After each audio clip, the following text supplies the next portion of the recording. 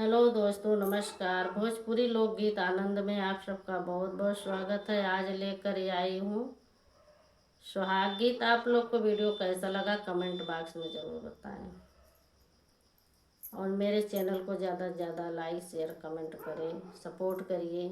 जो लोग नए हैं प्लीज़ सब्सक्राइब करना मत भूलें।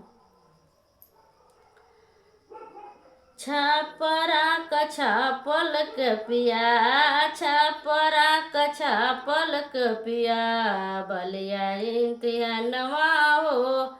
छपरा कछा पलक पिया, बलिया इंतिया नवा हो। मेजिया प बैठल ससुरु, मेजिया प बैठल ससुरु, कारई दसकतिया हो। मेजिया प बैठल ससुरु, कारई दसकतिया हो।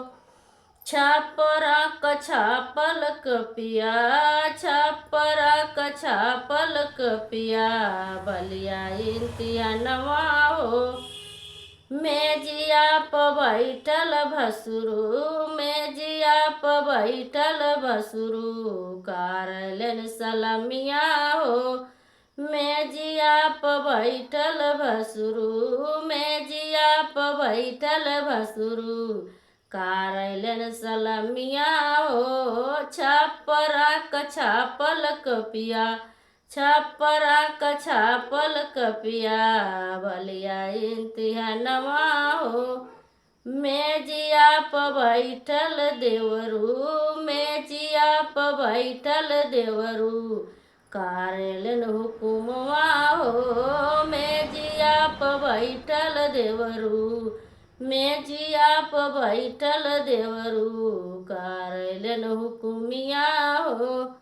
छपरा कछा पलक पिया, छपरा कछा पलक पिया, बलिया इंतिया नवा हो।